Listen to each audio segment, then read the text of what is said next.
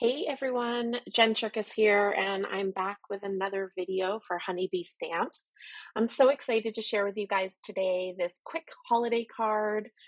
I don't know about you guys, but it's almost Christmas. So I thought that this might inspire you guys to still make some more cards, still send them out.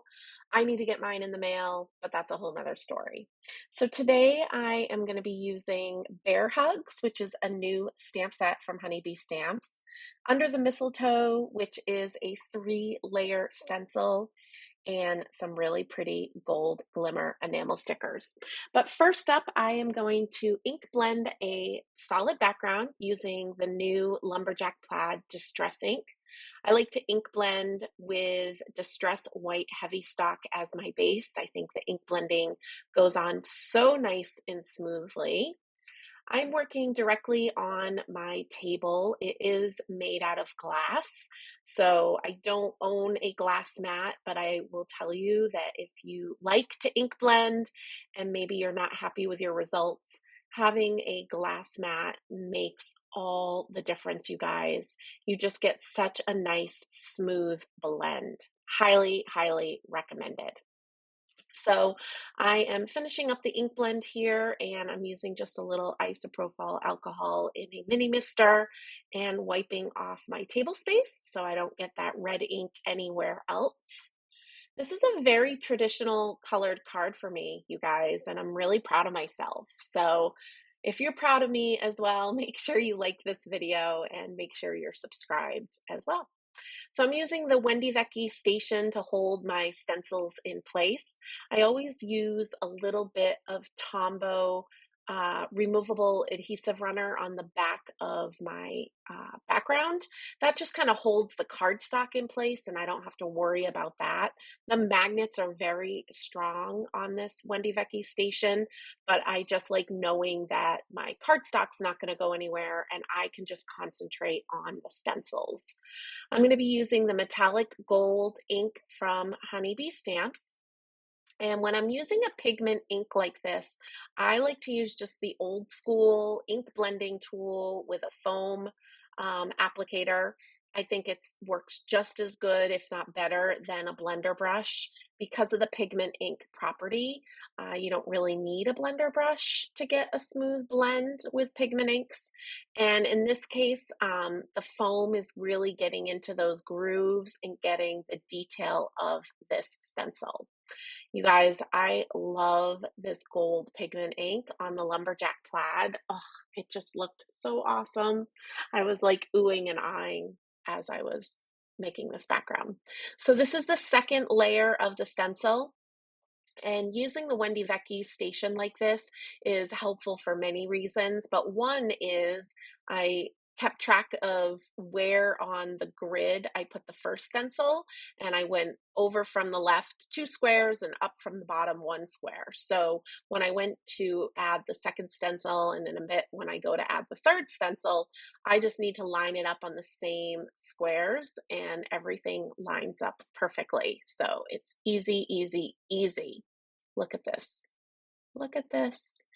And even though, you know, we're not embossing, we're not doing a gold emboss, we're not using a paste, this gold metallic ink really does pop and shine and shimmer. So super quick and easy.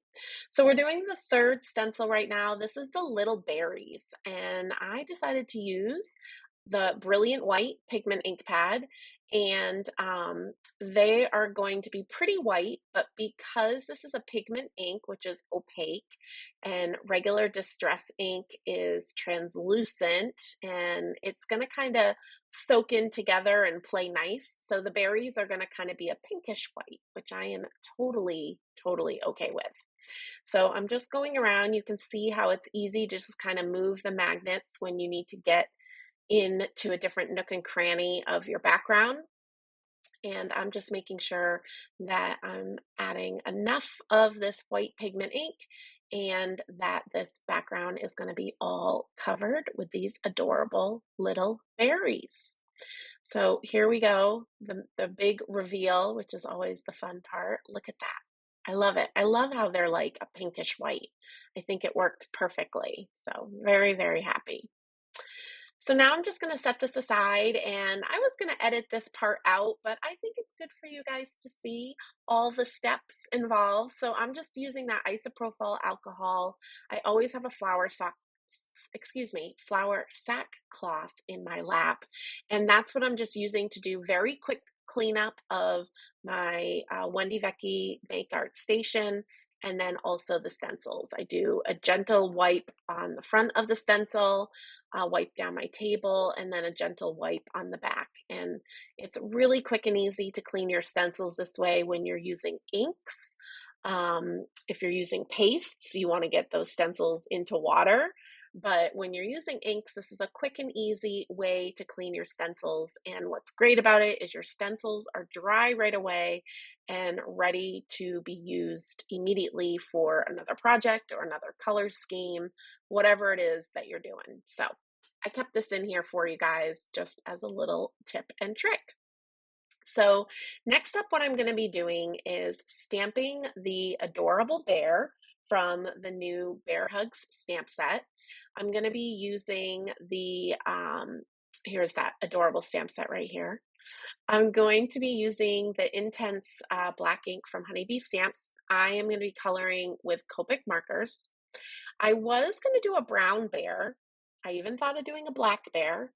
But because my background is so intense with a lot of color, I decided to go with a polar bear because why not, right? And I thought the white of a polar bear would stand out, on top of that red background much better and just be a bit more striking. So here I am just doing a quick little stamp of this bear. I've shared this story many times, but I thought since Kelly Taylor is part of the Honeybee Stamps team as well, I would share this story right now. I was making some name tags at a little crafty retreat that she and I were at. My friend Shari Moss was there. And honestly, anybody that isn't doing something else was getting roped into helping me with these name tags for an in-person event. I had to make over 100 of them. And we were coloring a Yeti. And Kelly Taylor comes over and she's like, oh, here you go. Do this and this and that and that. And she used like 95 Copic markers. I might be exaggerating a little bit, but she used a lot of markers. And then she colored one beautiful Yeti, as she does with her amazing, amazing coloring skills.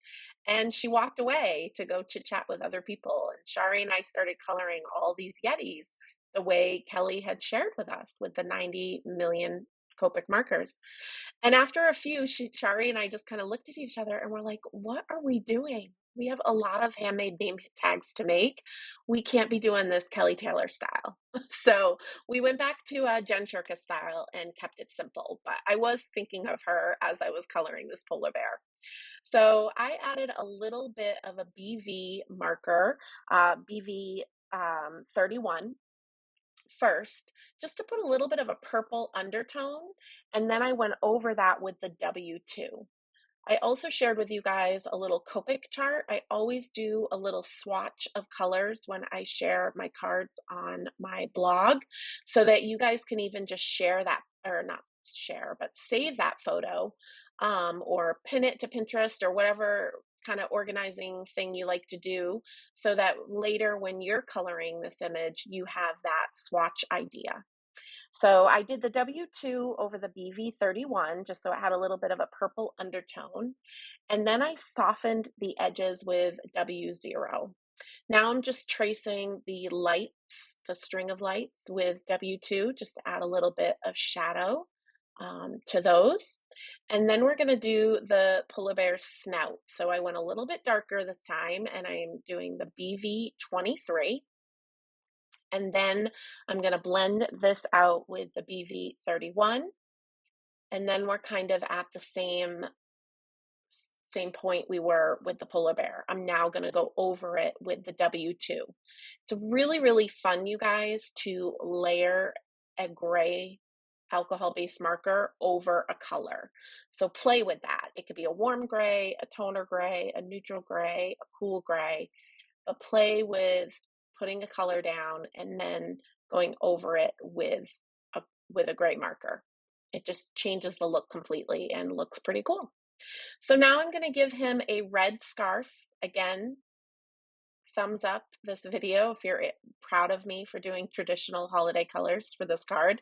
You guys may or may not know, but I love a good non-traditional holiday card color scheme.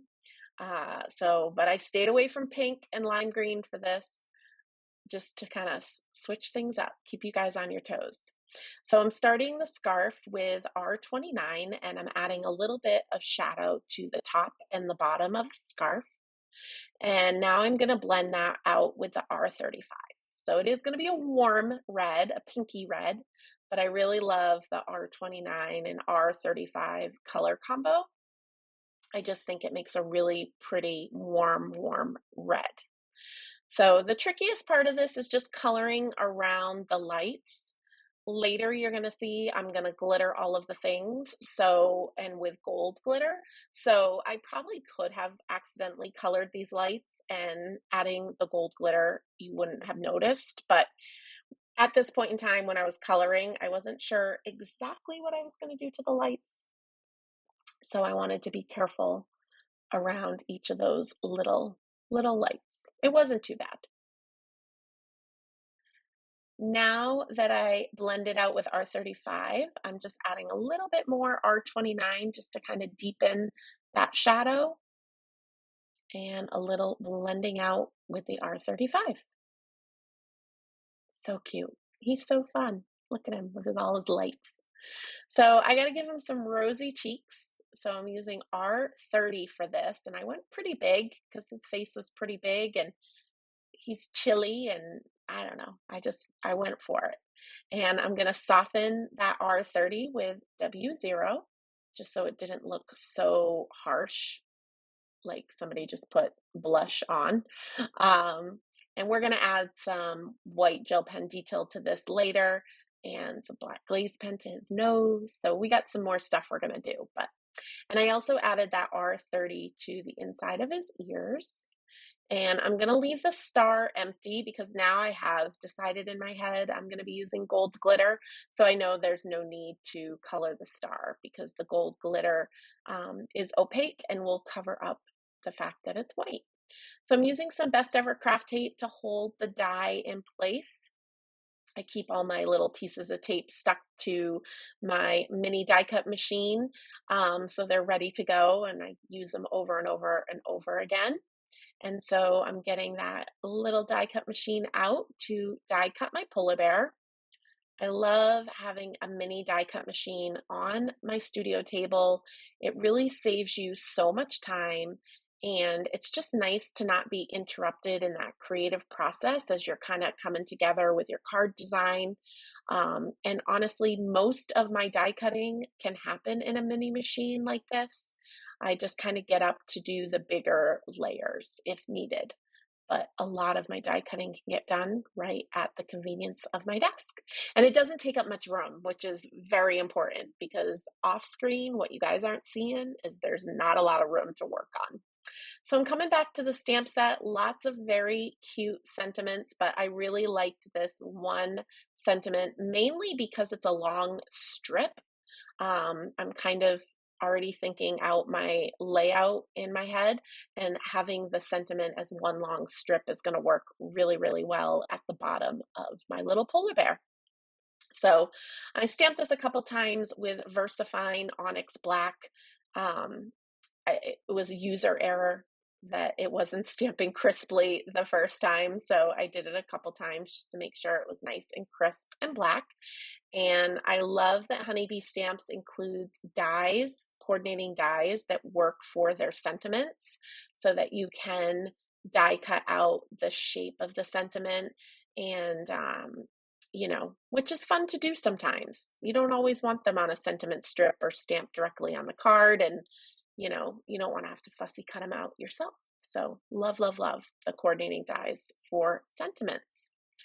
So now that I have this done, I've decided I'm going to trim my background down. So I'm taking about 1/8 of an inch off of all four sides so that my panel will be 4 by 5 1/4, which is essentially going to give me just a nice little white border on my card front, which I just think will be kind of nice.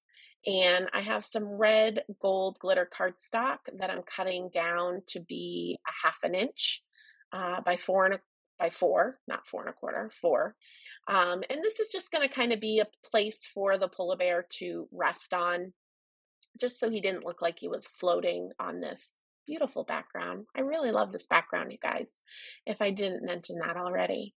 So now I'm going to use my Jelly Roll white gel pen, and I'm adding just a few little rosy cheek freckles to those rosy cheeks, a few little lines on his inner ears. And then I'm using the Sakura Glaze Black Glaze pen, and I'm adding a little bit of that to his nose. So it'll be a little shiny. Little details like that, they don't cost a lot of money, they don't take a lot of time, but they look really, really cute when it's all said and done.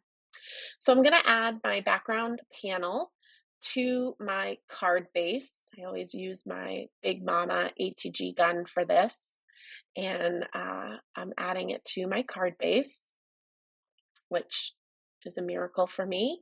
A lot of my cards don't make it onto card bases. And now I'm just going to use a small runner to add that sparkle cardstock to the front. I'm going to kind of put my polar bear in place just to see the height of the sparkle cardstock, where that should go on the card. And then I'm going to use some foam squares to pop up that polar bear and give him some dimension on the front of the card. I love to pop up all the things, so it's very rare that I have a one layer flat card with no dimensional adhesive. And then I have, I'm more likely to trim my foam squares, make them work for whatever shape or size I need them to be.